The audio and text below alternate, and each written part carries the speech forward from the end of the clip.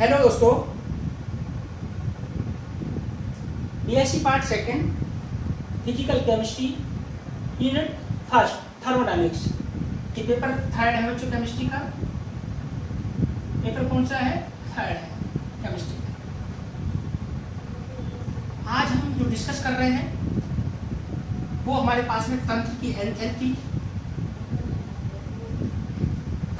Enthalpy अथवा पूर्ण ऊष्मा टॉपिक है। Enthalpy of system, enthalpy of system.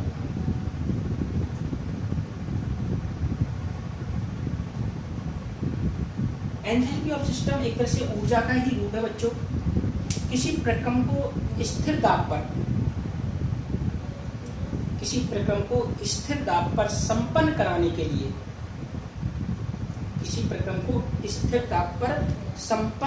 के लिए, जिस ऊष्मा गति की फलन की आवश्यकता होती है, स्थिर दाब पर संपन्न कराने के लिए जिस ऊष्मा गति की फलन की आवश्यकता होती है उसे हम एंथैल्पी, तंत्र की एंथैल्पी कहते हैं। बच्चों सबसे महत्वपूर्ण बात यह है कि इसमें स्थिर दाब बोला गया है और ये कंडीशन बहुत ही महत्वपूर्ण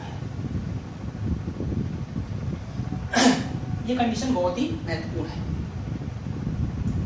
तंत्र की एंथैल्पी एक अवस्था फलन है बच्चों, स्टेट फंक्शन है बच्चों, स्टेट फंक्शन। अवस्था फलन केवल इनिशियल और फाइनल कंडीशन पर डिपेंड करता है। यानी एंथैल्पी केवल इनिशियल और फाइनल यानी प्रारंभिक और अंतिम अवस्था पर निर्भर करती है, उस पथ पर निर्भर नहीं करती जिस पथ से तंत्र प्रारंभिक अवस्था से अंतिम अवस्था में पहुंचा हो। समझने के हिसाब से हम इस तरीके से समझ सकते हैं, किसी तंत्र की प्रारंभिक अवस्था ये है इनिशियल स्टेट और ये फाइनल स्टेट है। अगर तंत्र प्रारंभिक अवस्था से अंतिम अवस्था में इस रास्ते से पहुंचता है, इस रास्ते से पहुंचता है, फर्स्ट, सेकंड, थर्ड, इन तीनों रास्तों में ही एच का मान कांस्टेंट रहेगा, एक जैसा रहेगा। वो इस पर निर्भर नहीं करता कि तंत्र ए अवस्था से बी अवस्था में किस रास्ते से जा रहा है। इसको अंग्रेजी वर्णमाला के लेटर कैपिटल एच द्वारा प्रदर्शित किया जाता है। कैपिटल एच द्वारा प्रदर्शित किया जाता है। इसके मान को हम इस तरीके से लिख सकते हैं E प्लस E, यानी एंथैल्पी का मान तंत्र की आंतरिक ऊर्जा और दाब आयतन कार्य के योग के बराबर होती है। अब जो हम इसको एंथैल्पी परिवर्तन के लिए लेते हैं, एंथैल्पी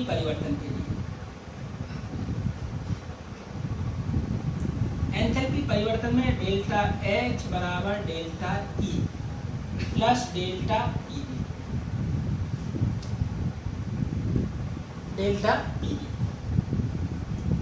यहाँ पर डेल्टा यानी दोनों वेरिएबल है, तो इसको खोलने के लिए किसी एक को कांस्टेंट और दूसरे को परिवर्तन, दूसरे को कांस्टेंट पहले के साथ परिवर्तन।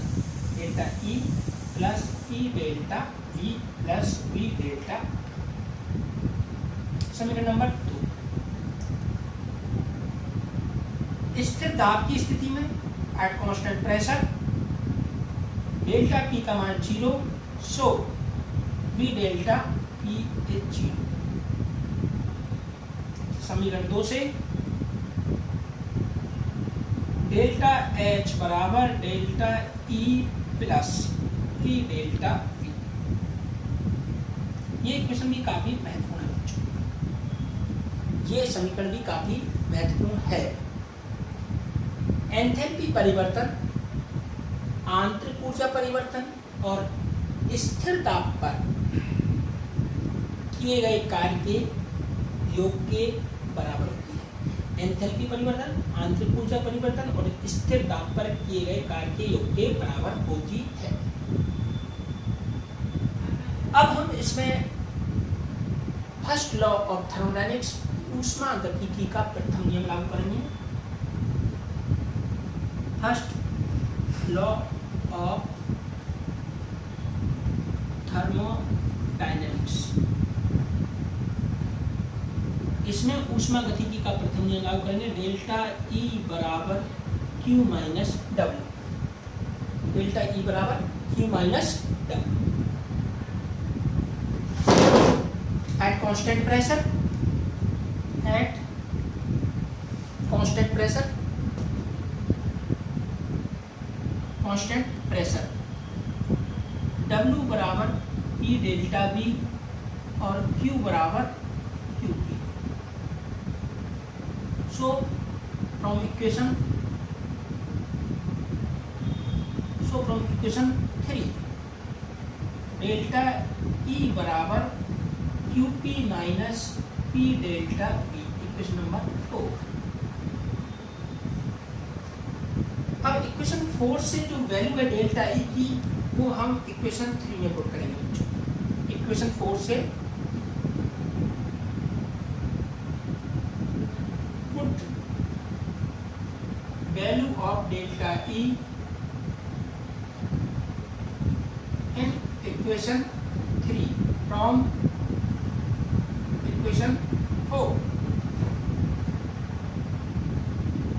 तो 3 में हम देखते हैं बच्चों डेल्टा H बराबर डेल्टा E। अब डेल्टा E की जगह हमको वैल्यू रखनी है QP minus P delta V plus P delta V। ये प्लस का ये माइनस का तो कैंसिल आउट हो जाएगा बच्चों। तो डेल्टा H बराबर हमारे पास में QP बचता है, इक्वेशन नंबर 5। यानी समीकरण 5 से स्पष्ट है कि स्थिर दाब पर किसी तंत्र को दी गई ऊष्मा उसकी एंथैल्पी परिवर्तन के बराबर होती है। स्थिर दाब पर किसी तंत्र को दी गई ऊष्मा उसकी एंथैल्पी परिवर्तन के बराबर होती है, एंथैल्पी परिवर्तन के बराबर। तो बच्चों ये था हमारे पास में एंथैल्पी। एंथैल्पी को हमने अच्छी तरह समझा था। H बराबर E plus P V, delta H बराबर delta E plus P delta V और डेल्टा H बराबर QP का है। ये आगे हमारे पास में CP और CP के रिलेशन में काम में आने वाला है और जगह भी काम आने वाला रिलेशन है, बहुत ही महत्वपूर्ण है। यानी स्थिर दाब पर किसी तत्व को दी गई ऊष्मा एंथैल्पी परिवर्तन के बराबर होती है। ठीक है बच्चों, अब हमारे पास में आंतरिक ऊर्जा, अगला जो टॉपिक है आंतरिक ऊर्जा। आंतरिक ऊर्जा, इंटरनल एनर्जी, इंटरनल एनर्जी। आंतरिक ऊर्जा किसी तंत्र में उपस्थित पदार्थों के अणुओं की स्थानांतरण, घूर्णन तथा कंपन गतियों द्वारा उत्पन्न ऊर्जा। स्थानांतरण, घूर्णन तथा कंपन गतियों द्वारा उत्पन्न ऊर्जा तथा उपस्थित इलेक्ट्रॉन एवं नाविकों की सम्मिलित रूप से उपस्थित इलेक्ट्रॉन एवं नाविकों की ऊर्जा को सम्मिलित रूप से तंत्र की आंतरिक ऊर्जा कहते हैं। अर्थात हम कैसे कह सकते हैं, किसी तंत्र की आंतरिक ऊर्जा उस तंत्र के अंदर पाई जाने वाली घूर्णन ऊर्जा, स्थानांतरण ऊर्जा, कंपन ऊर्जाओं के साथ साथ इलेक्ट्रॉन प्रोटॉन की ऊर्जाओं के योग के बराबर होती है। इलेक्ट्रॉन प्रोटॉन की ऊर्जा के योग के बराबर होती है। आंतरिक ऊर्जा भी एक तरह से अवस्था फलन है, एक प्रकार का अवस्था फलन है। ये भी तंत्र की प्रारंभिक और अंतिम अवस्थाओं पर निर्भर करता है, उस पथ पर निर्भर नहीं करता जिस पथ से तंत्र प्रारंभिक अवस्था से अंतिम अवस्था में पहुंचा हो। उस पथ पर निर्भर नहीं करता जिस पथ से तंत्र प्रारंभिक अवस्था से अंतिम अवस्था में पहुंचा हो। इसको भी अंग्रेजी वर्णमाला के कैपिटल लेटर ई या यू के द्वारा प्रदर्शित किया जाता है। इसको भी अंग्रेजी वर्णमाला के कैपिटल लेटर ई या यू के द्वारा प्रदर्शित किया जाता है। इसका जो मात्रक है वो जूल है, किलोजूल है। इस तरीके से इसका मात्रक हम लिखते हैं, जूल है, किलोजूल है आदि। हम ऊर्जा का वास्तविक परिमाण एक्चुअल वैल्यू ज्ञात नहीं कर सकते, केवल ऊर्जा यानी आंतरिक ऊर्जा में परिवर्तन ज्ञात कर सकते हैं। इस तरीके से परिवर्तन ज्ञात कर सकते हैं बच्चों। देखिए, किसी बिंदु ए पर देखें, किसी बिंदु ए पर तंत्र की आंतरिक ऊर्जा E A और किसी बिंदु B पर तंत्र की आंतरिक ऊर्जा B है। तो हम परिवर्तन कैसे ज्ञात करेंगे? डेल्टा H बराबर EV माइनस EA। इस तरीके से हम आंतरिक ऊर्जा ज्ञात कर सकते हैं।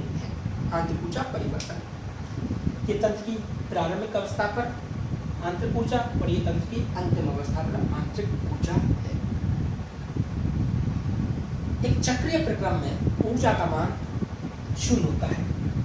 एक चक्रीय प्रक्रम में ऊर्जा का मान शून्य होता है। इस तरीके से ये चक्रीय प्रक्रम का साइन है और DE बराबर 0। हमको ये याद रखना है, आगे होगा। आंतरिक ऊर्जा का मान धनात्मक, ऋणात्मक अथवा शून्य हो सकता है, क्योंकि ये एक बीजगणितीय राशि है। आंतरिक ऊर्जा का मान धनात्मक, ऋणात्मक अथवा शून्य हो सकता है, क्योंकि ये एक बीजगणितीय राशि है। ऊर्जा को न तो उत्पन्न किया जा सकता और न ही उसको नष्ट किया जा सकता, बल्कि इसके एक रूप को दूसरे रूप में परिवर्तित किया जा सकता है। इसके बाद में जो महत्वपूर्ण टॉपिक है हमारे पास में वो है ऊष्मागतिकी का फर्स्ट नियम, फर्स्ट लॉ ऑफ थर्मोडायनामिक्स। ऊष्मागतिकी का प्रथम नियम, ऊष्मागतिकी का प्रथम नियम।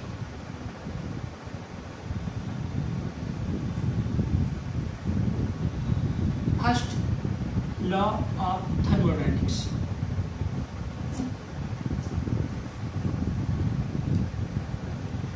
इसको शॉर्ट में प्लॉट के नाम से भी जानते हैं, जो आसानी रहती है पढ़ने में। इस नियम को ऊर्जा संरक्षण का नियम भी कहते हैं। ऊर्जा संरक्षण नियम भी कहते हैं। इस नियम को ऊर्जा संरक्षण नियम भी कहते हैं। इस नियम के अनुसार ऊर्जा को न तो उत्पन्न किया जा सकता और ना ही नष्ट किया जा सकता है। इस नियम के अनुसार ऊर्जा को न तो उत्पन्न किया जा सकता और ना ही नष्ट किया जा सकता, बल्कि इसके एक रूप को दूसरे रूप में परिवर्तित किया जा सकता है। बल्कि इसके एक रूप को दूसरे रूप में परिवर्तित किया जा सकता है। ऊष्मागतिकी की प्रथम नियम से स्पष्ट है, ब्रह्मांड की कुल ऊर्जा स्थिर है, अर्थात किसी तंत्र एवं पारिपार्श्विक की कुल ऊर्जा स्थिर रहती है। कभी तंत्र की अधिक तो कभी पारिपार्श्विक की अधिक, कभी तंत्र की कम तो कभी पारिपार्श्विक की कम, लेकिन ओवरऑल ऊर्जा का मान स्थिर रहता है। यदि किसी प्रक्रम में ऊर्जा के एक रूप की निश्चित मात्रा लुप्त होती है तो उसी के तुल्य दूसरे रूप में वो ऊर्जा का मान प्रकट हो जाता है, तो वह प्रकट हो जाता है। अब देखिए बच्चों, हमारे पास में इसका एक मैथमेटिकल फॉर्म है, डेल्टा ई बोलो या डेल्टा यू बोलो, Q माइनस टॉ। जब तंत्र को Q ऊष्मा देते हैं तो उसकी आंतरिक ऊर्जा में परिवर्तन होता है और कुछ कार्य किया जाता है। तो इस तरीके से डेल्टा E या डेल्टा U बराबर Q माइनस टॉ। ये ऊष्मागतिकी का गणितीय रूप होगी। उपरोक्त समीकरण ऊष्मागतिकी के गणितीय रूप को प्रदर्शित करती है, गणितीय रूप को प्रदर्शित करती है। यहाँ पर डेल्टा U क्या है? जो delta U Q final minus Q initial है। Delta U Q final minus delta U initial है। ठीक है, इस तरीके से हम बच्चों ऊष्मागतिकी का प्रथम नियम पढ़ते हैं। ये एग्जाम में बहुत ही महत्वपूर्ण है। ऊष्मागतिकी का नियम ऊर्जा संरक्षण नियम पर आधारित है। इसके अनुसार न तो ऊर्जा को उत्पन्न किया जा सकता, न ही नष्ट किया जा सकता। और इसका जो फॉर्मूला है डेल्टा ई या डेल्टा यू बराबर Q माइनस